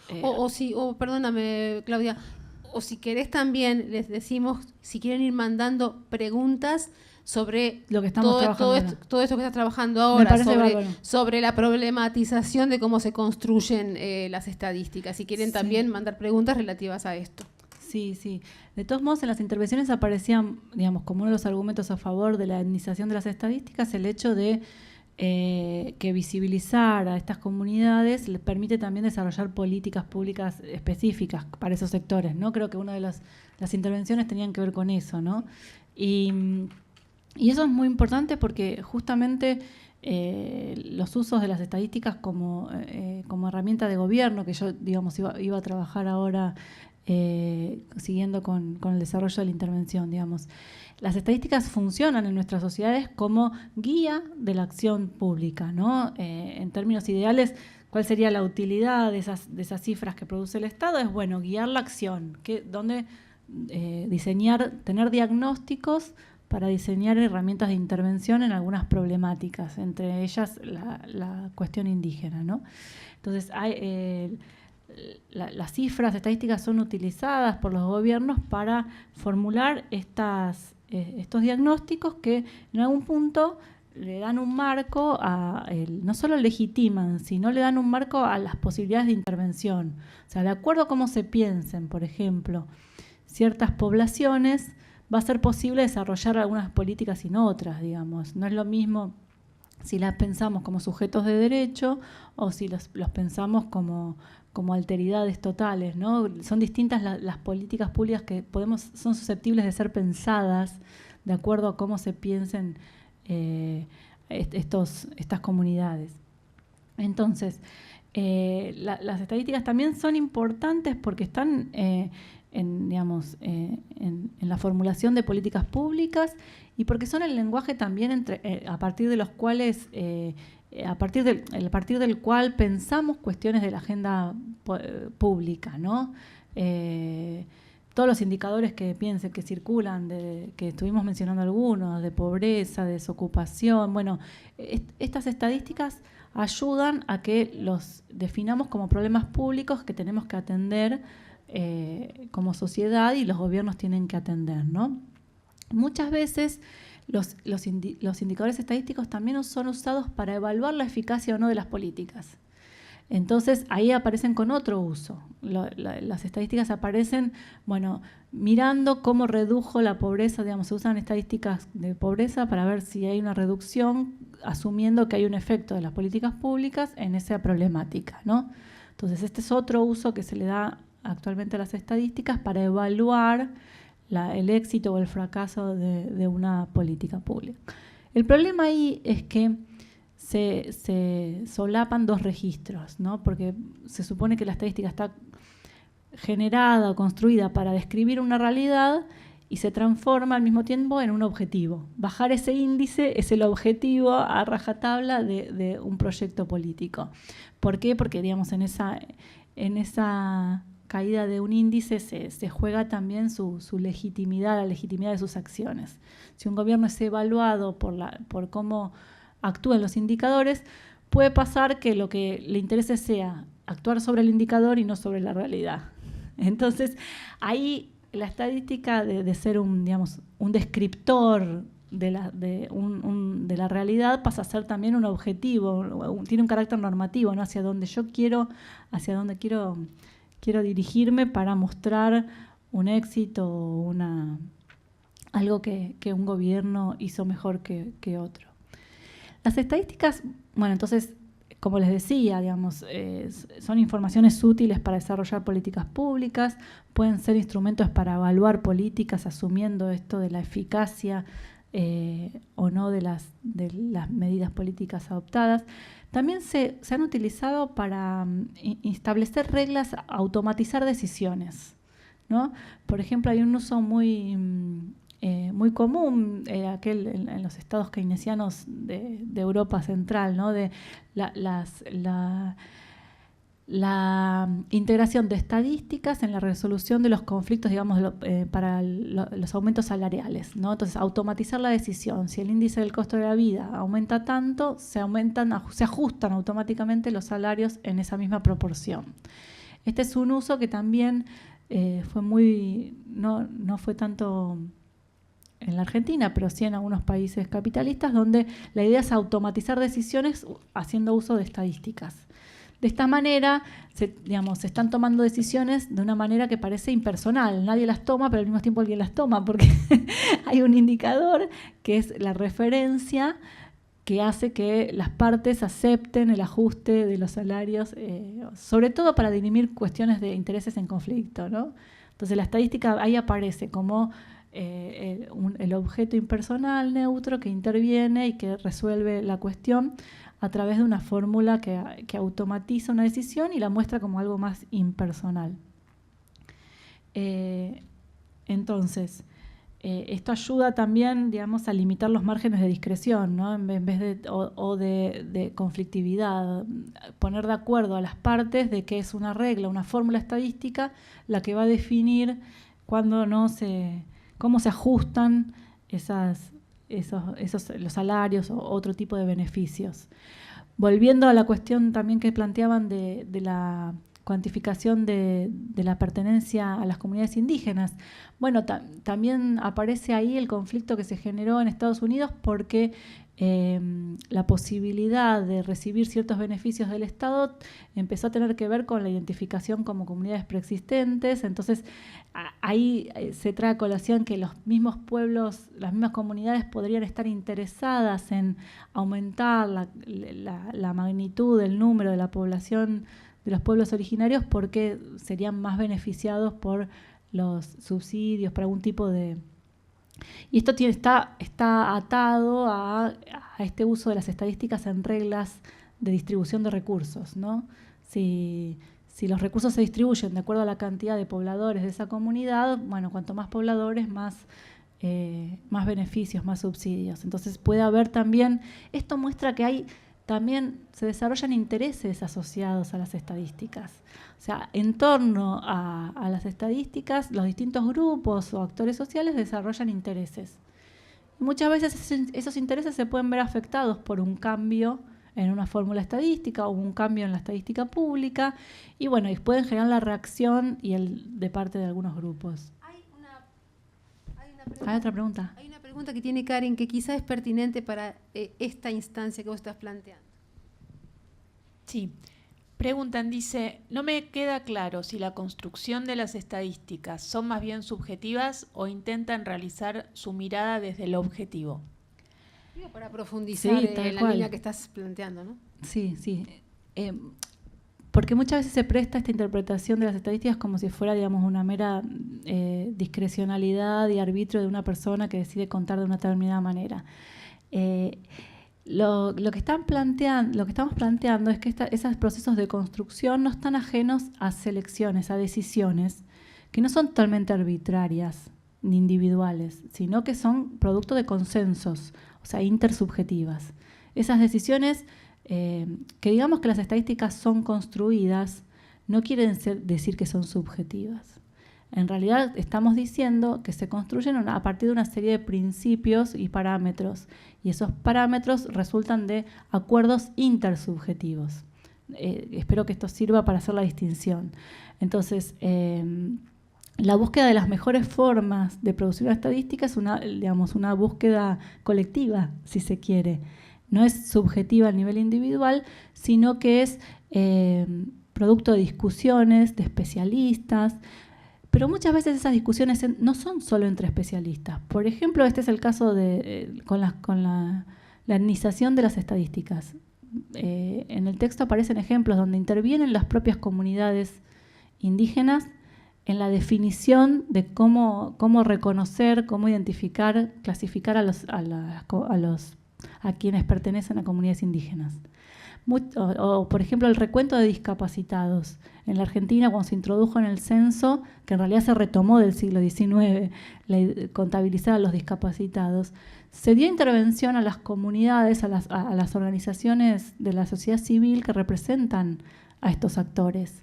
Entonces, las estadísticas son intersubjetivas. Muchas veces, cómo se definen es patrimonio de los técnicos que producen estadísticas, pero a veces también participan organizaciones sociales, representativas, representantes de aquellos a quienes se va a contar, para intervenir en la definición de qué es contado. Pero interrogante que me surge, pero estas intervenciones, esta cierta democratización, entre comillas, de la construcción de las estadísticas, también tiene que ver con una correlación de fuerzas y también tiene que ver con un momento político determinado. Claro. En cuanto a la demonización o endiosamiento de un INDEC, por ejemplo, también hay un actor que cuenta acá en esta creación de realidad, que son los medios de comunicación, porque en general la población no tiene un contacto directo con la fuente INDEC, no va al blog del INDEC y se fija en las estadísticas, sino que le llegan mediadas y, por un discurso, y con una ponderación por parte de un discurso mediático. Entonces digo, es muy complejo esta performatividad que tiene la estadística, porque tenés un mediador, que es los medios hegemónicos, que a su vez responden a determinados intereses económicos. Digo, la cosa se torna muy compleja, ¿no? Y te quería preguntar, ¿es cierto que el gasto en vivienda es el 10%? El IPC establece como gastos en vivienda el 10% del ingreso, ¿es verdad eso? ¿Que se pondera así? Mira, no te lo puedo responder. Tendría que fijarse en las formas de ponderación el INDEC publica cómo es construido. Eso está accesible en la página web. Hay un instructivo. Dadas las controversias que generó el índice de precios al consumidor, hoy encontrás en el INDEC como un instructivo bastante asequible, digamos, bastante llano para entenderlo de cómo está conformado el índice de precios al consumidor. Eso aparentemente es ahora. Es ahora que los gastos en vivienda, que son alquiler, Claro. luz, gas y agua, son un 10%, y creo que es en el cálculo que está haciendo el INDEC ahora, con lo cual hay una subrepresentación de un gasto que es importante dentro de Bueno, digamos, ¿cuál es el margen? Digamos, es lo mismo, va cambiando también, van tomándose decisiones. Hay algunos principios que tienen que son muy fuertes en la producción estadística, que tiene que ver con la comparabilidad. En general se dice que hay mucha tendencia a mantener las cosas como se venían midiendo desde antes, porque si uno hace grandes cambios en cómo se produce una estadística, pierde comparabilidad. Entonces hay procesos técnicamente establecidos de cómo se solapan series, digamos, cómo se engancha una serie que fue medida de una determinada manera con otra serie que empieza a ser medida diferente, para evaluar cuál puede ser el impacto del cambio en la forma de medición y no en la realidad misma. Entonces, hay como toda una serie de prácticas que tratan de limitar la injerencia de esos cambios cuando se ingresa, se asume un cambio en el modelo, en la forma de medición. Pero como veníamos hablando, digamos, son todas decisiones que están sujetas a criterios técnicos. Por ejemplo, bueno, ¿cuál es la proporción que los hogares en general, los hogares en promedio, asignan alimentos y cuáles a los gastos de manutención? Y bueno, esas son reglas o leyes que se asumen, estadísticas que claramente con los cambios de los consumos y los desarrollos evolutivos de las sociedades van cambiando esos consumos promedio, esa distribución entre qué asigna una familia a su hogar, de gasto en hogar o gasto en consumo o en gasto en alimentos, ¿no? Todos esos cambios de las sociedades son a las que están atentos los estadísticos para poder construir herramientas y a veces que reflejen en algún sentido esos cambios en la realidad. Muchas veces no van juntas esos cambios, ¿no? Porque puede haber cambios muy importantes en los consumos y que no están todavía integrados a las estadísticas públicas, y ahí se dan como tensiones también en cuanto a la capacidad de esa herramienta de describir esa realidad, si está construida de un modelo de consumos preexistente en otro patrón, en otro modelo de desarrollo. Entonces, volviendo a la intervención inicial sobre la subjetividad, o sea, hay elecciones que son, digamos, de orden técnico, que también tienen que adaptarse o ajustarse a los cambios de esa sociedad sobre las cuales quieren medir, porque tampoco pueden estar totalmente aislados de esos cambios, ¿no? Y estas son las tensiones que atraviesan la producción de estadística, porque digamos, pueden tratar de hacerse de una manera lo más neutral posible, pero al mismo tiempo no pueden perder este diálogo con lo que está pasando en la realidad y los cambios que está viendo, y las estadísticas tienen que, digamos, adaptarse a esos cambios, tienen como exigencias contrapuestas, ¿no? Adaptarse a los cambios sociales, a los cambios materiales de las sociedades, y al mismo tiempo asegurar comparabilidad en el tiempo. Digamos, hay muchas tensiones que atraviesan el proceso de producción de estadísticas, y que bueno, que lo hacen un objeto extremadamente complejo, y mucho más complejo de lo que uno puede ver en esas cajas negras cuando aparece el resultado solo, descontextualizado, Porque lo que hace el número, y esto es descontextualizar ¿no? ese conocimiento. Yo sé que en la Argentina hay 30% de pobre. Descontextualiza, digamos, bueno, ¿qué está midiendo ese indicador de pobreza? ¿Está midiendo cuántas personas que tienen ingresos, solo ingresos, o está midiendo también si son sujetos que no acceden a ciertos servicios básicos, educación, salud, que sería otro indicador mucho más amplio de el acceso a servicios, por ejemplo, ¿no? Que es muy diferente a un indicador solo medido por ingresos. Estamos pensando en distintas concepciones de pobreza si medimos de una forma o de la otra. Estamos basándonos en modelos distintos de entender el problema. Y bueno, esto es un poco lo que se pone en juego acá. Hay, digamos, volviendo a esto de la performatividad, hay muchos ejemplos, digamos, de cómo las estadísticas también son principios a partir de los cuales nosotros entendemos la realidad, le damos un sentido a la realidad, y muchos ejemplos de controversias en torno a las estadísticas, ¿no? Un ejemplo muy resonante de los últimos años también fueron, bueno, el rol de las encuestas de opinión pública, ¿no? Saliendo de la estadística oficial y yendo un poco más a los productores privados de cifras. Bueno, de hace varias décadas ya, sobre todo con la apertura democrática, en la Argentina hubo un boom de sondeos de opinión pública, y también ese instrumento que parecía ser como el fiel reflejo de la opinión pública, empezó a mostrar su lado débil, ¿no? Sus problemas. Cuando, por ejemplo, hacían previsiones electorales que después en la votación aparecían resultados totalmente diferentes, ¿no?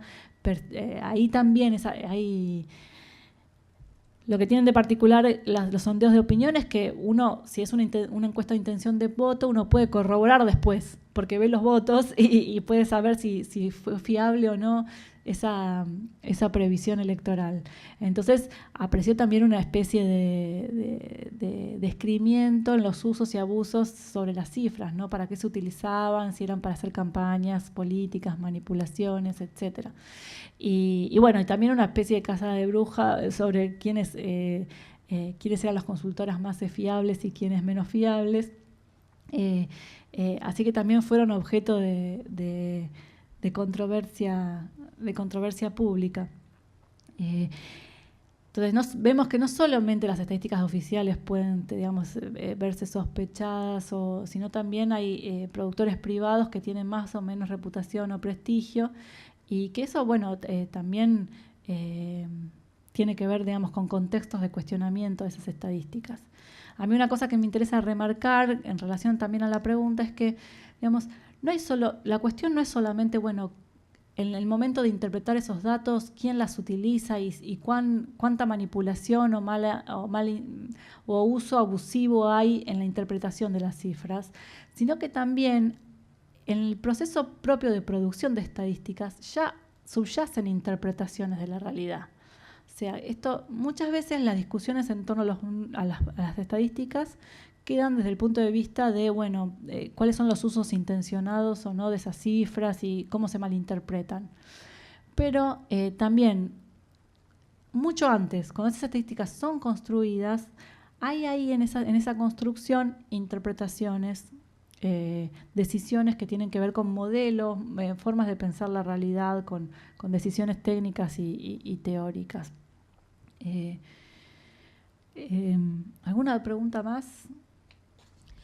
Las poblaciones indígenas han experimentado cambios a lo largo del tiempo en lo social, político, científico, los cuales influyeron en las categorías étnicas y la construcción social del conocimiento estadístico, lo cual se le puede llamar etnización de las estadísticas. La medición estadística en la actualidad goza hoy de creciente acuerdo, pero también de oposición. Los grupos indígenas en el siglo XX venían bregando por la visibilidad estadística de sus pueblos. Esto provocó el crecimiento de categorías étnicas y en los censos iberoamericanos. Esa es la intervención. Bueno, muchísimas gracias. Quisiera, digamos, traer un concepto más para, digamos, después abrir la discusión si quieren hacer alguna otra intervención, porque me parece, digamos, por una experiencia colectiva reciente, ¿no? Pensando también en la forma en que que circulan muchos indicadores. ¿Se acuerdan? En la crisis 2001 estábamos todos pendientes en los diarios sobre el índice de riesgo país, ¿no? Que es un índice del mercado financiero que le importa a los inversores del sistema financiero nada más, y sin embargo se había transformado para nosotros en el reflejo, digamos, de nuestra propia viabilidad como país, ¿no? O sea, y acá aparecen lo que vos señalabas, Mónica, los medios de comunicación, ¿no? Ahí fue muy clara la intervención, la mediación de los medios de comunicación, porque era casi diario. Un sociólogo se ocupó de ver, cuantificar cuántas veces aparecían referenciados en los diarios el índice de riesgo país, y era una presencia diaria. O sea, continuamente se decía, si el índice si subió 15 puntos, bajó 3, subió 10, subió 500, bajó. O sea, era como un relato online continuo en los medios de qué le pasaba al índice de riesgo país. Y esto generó, digamos, una sensación colectiva de crisis y de catástrofe, ¿no? Era como que el índice estaba ahí todo el tiempo para recordarnos que la catástrofe estaba por llegar.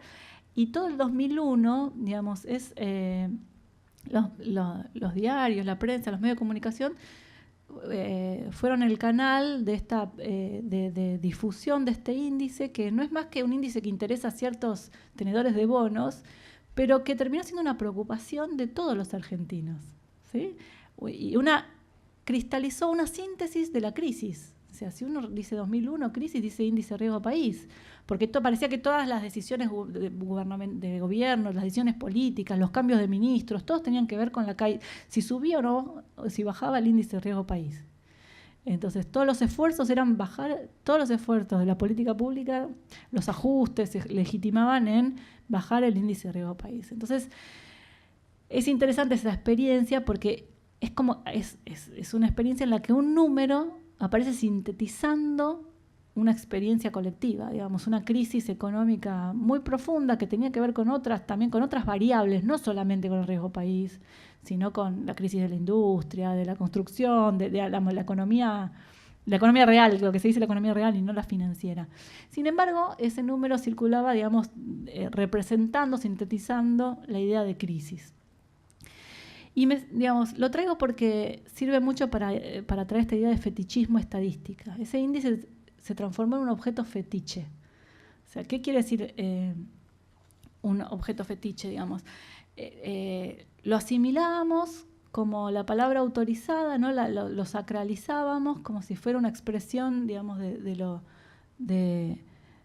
que reflejaba lo que nos estaba pasando y lo que éramos capaces de hacer como sociedad, sin pensar en que detrás de ese índice era un objeto producido por un determinado interés, desde un determinado lugar, con una mirada puesta en la capacidad, si se quiere, del Estado de devolver, digamos, a los organismos acreedores y a los tenedores de bonos la plata que le debían, ¿no? Digamos, los índices de riesgo país son generados, el que seguimos acá en la Argentina era el que producía un banco de inversión que es el JP Morgan, y está construido en función de los intereses, de las decisiones de quienes compran bonos, porque muestra si un país es muy riesgoso, si tiene una tasa de interés mayor o menor que la tasa de referencia, que es la de los Estados Unidos. Entonces, en realidad es un índice que atiende a las preocupaciones y a los intereses de un cierto sector financiero, y sin embargo fue adoptado como la expresión de la propia capacidad de la sociedad de salir o no de la crisis, ¿no? Entonces, esto es es un objeto que se hizo un objeto fetiche en ese sentido. El fetichismo estadístico es una expresión que se utiliza para aludir a justamente cuando se suspende la mirada crítica frente a las estadísticas, ¿no? Entonces se los toma como objetos sagrados y no hay un real conocimiento de las condiciones de producción de esas estadísticas, para qué fueron hechas, con qué fines, desde quiénes las elaboraron, ¿no?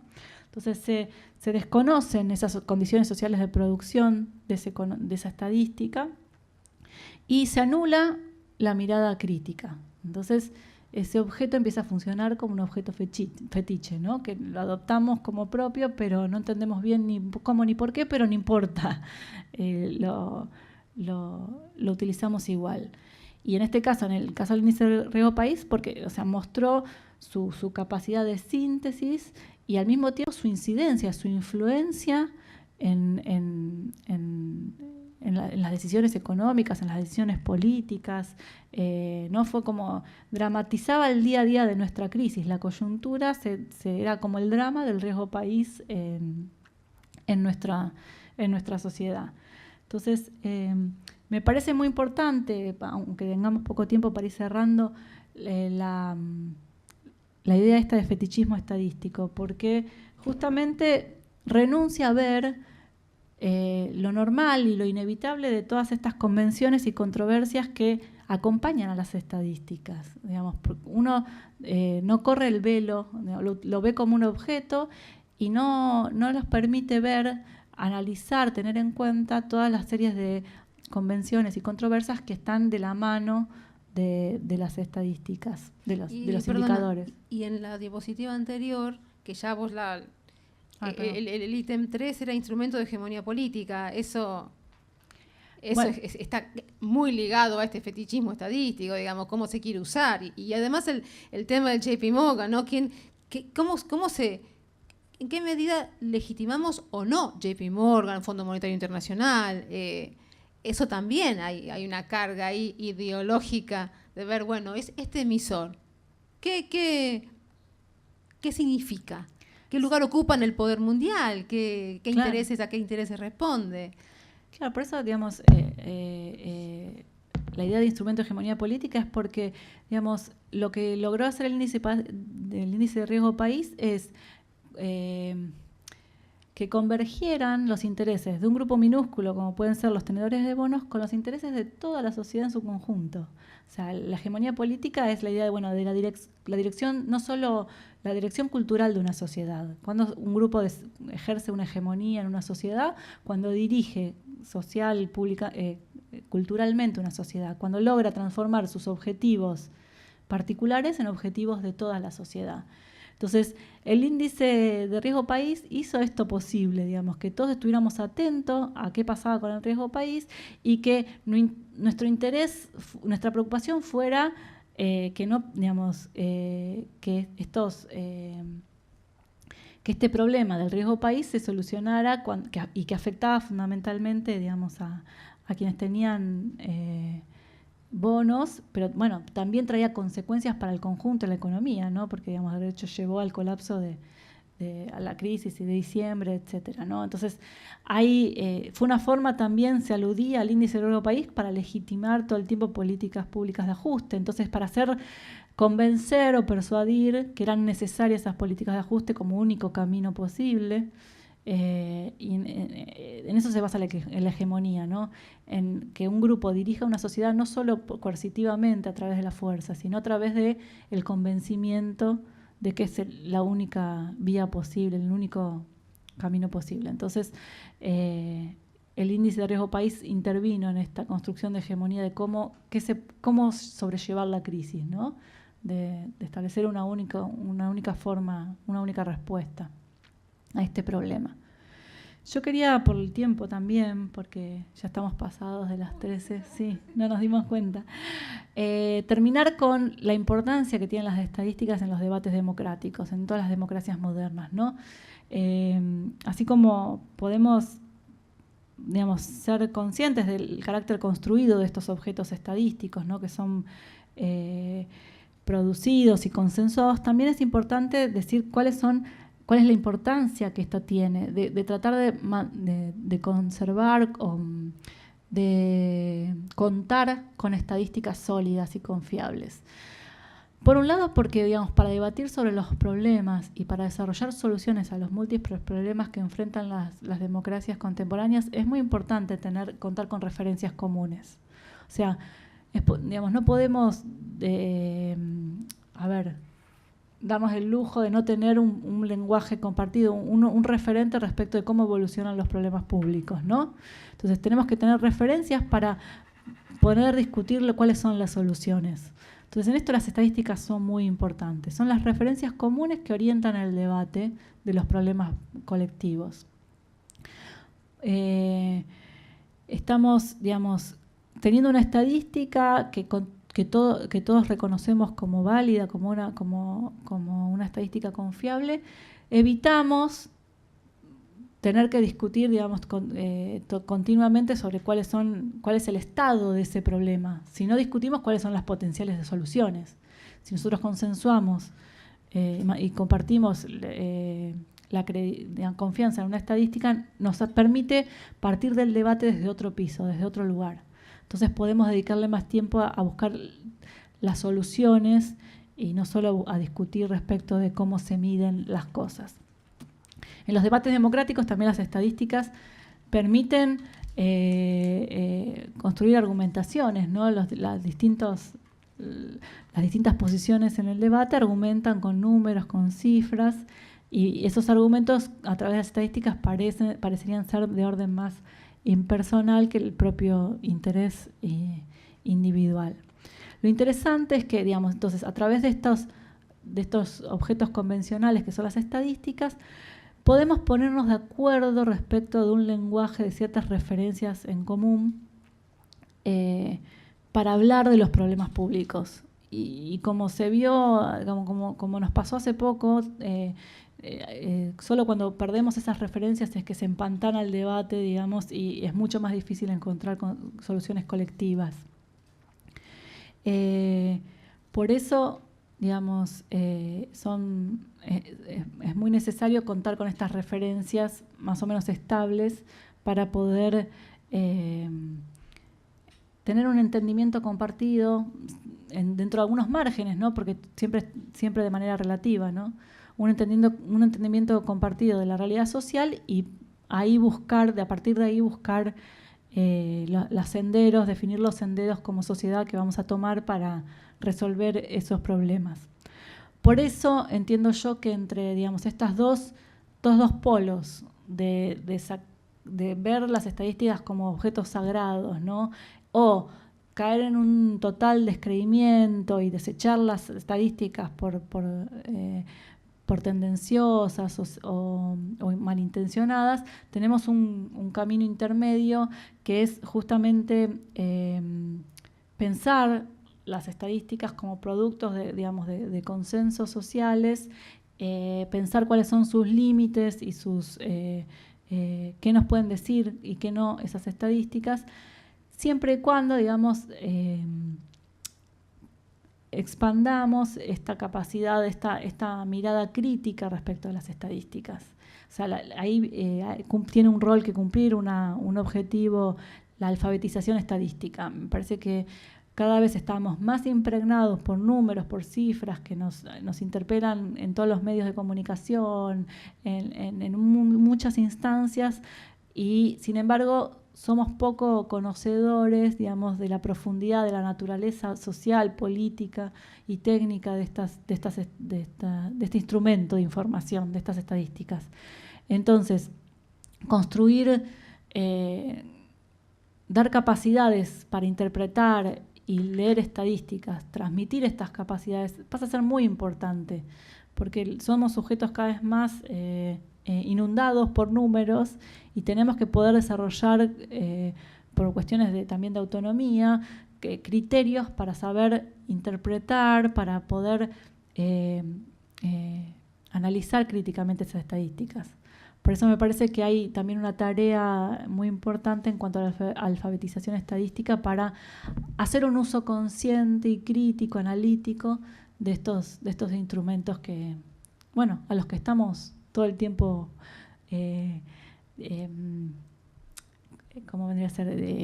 A los que estamos todo el tiempo susceptibles de mirar, de leer y de enfrentar. ¿Quieren hacer alguna ronda última de preguntas antes de que cerremos el contacto? Flor Solís, este es de Flor Solís. La inclusión y exclusión de las tensiones indígenas a lo largo de la historia y su significado en la actualidad. Análisis. La inclusión de la temática indígena refiere a la integración de todos los miembros de la sociedad, independientemente de sus orígenes. Con respecto a la exclusión, Es lo que está sucediendo actualmente en nuestro país, ya que los pueblos indígenas no son aceptados, no hay empatía, no hay inclusión, nadie los entiende, nadie los respeta como seres humanos, son denigrados y discriminados socialmente.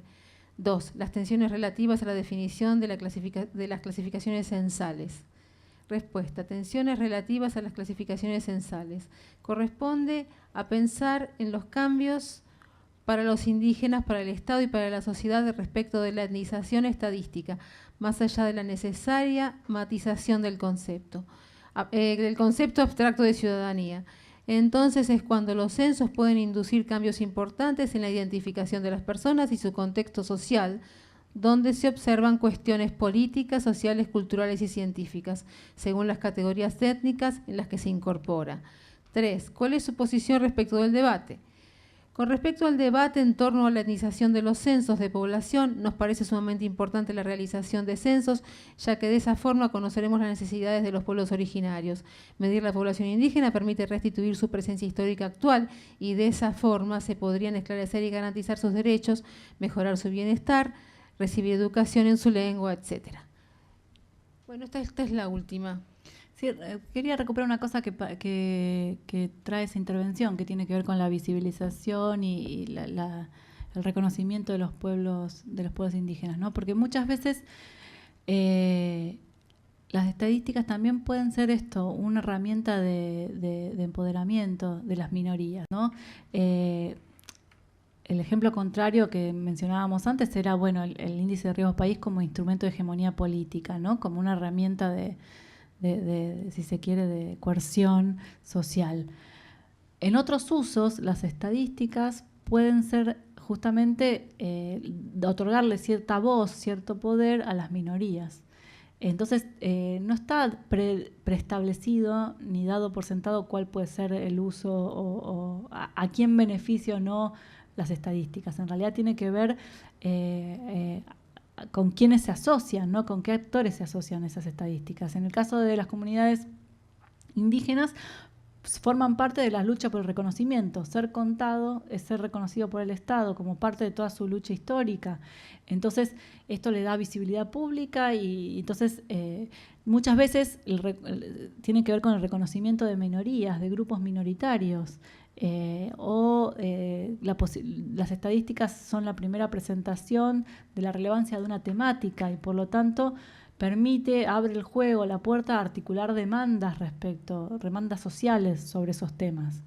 Un ejemplo muy interesante son, por ejemplo, las estadísticas, el número de femicidios que hay en la Argentina. El Estado, digamos, no contaba los femicidios. A través de una lucha social, digamos, a partir del Ni Una Menos, hay un movimiento de cuantificación de los femicidios. Quien empezó a cuantificar los femicidios en Argentina era una ONG que se ocupaba de tratar estos casos, ¿no? de violencia de género. Pero muchas veces la cuantificación precede a una demanda social o una demanda social abre la puerta, viabiliza una cuantificación. Entonces, es muy importante porque también estas estadísticas pueden ser una herramienta de lucha política en otro sentido, ¿no? De denunciar ciertas situaciones o ciertas injusticias sociales. No son necesariamente solo herramientas de los poderosos, sino tiene que ver con, bueno, qué se cuenta, cómo se cuenta y quiénes lo cuentan. Bueno. Muchas gracias a todos, espero que les haya servido y haya sido interesante este rato que compartimos. Chao. Bueno, en nombre del Programa Nacional de Popularización de la Ciencia y la Innovación, les agradecemos el haber participado, el haberse conectado, incluso el haber tenido comentarios elogiosos. Excelente capacitación de una de las docentes, el parecer de una de las docentes que no tenía preguntas, pero que quiso volcar su parecer. Después por mail yo les voy a mandar las consignas del trabajo final y como retomando un poco uno de los tramos de la charla de Claudia, en cuanto a la alfabetización estadística, es muy importante y eso es muy pertinente tratándose del programa de popularización de la ciencia, porque es parte de la alfabetización científica que el programa se propone acercar y cuya construcción se propone propiciar en todos los que se acercan a participar de estas actividades. Así que muchísimas gracias, Claudia. Muchísimas gracias, Ricardo Dolina, siempre en la transmisión, y Karen Boragina, que ayuda también en la interacción con los que están del otro lado del streaming. Chao, nos vemos en la próxima, que va a ser el 23 de noviembre y va a tratar sobre tecnologías emergentes para descontaminar agua. Ya hay muchos inscriptos, pero bueno, igual se los quería recordar. Gracias.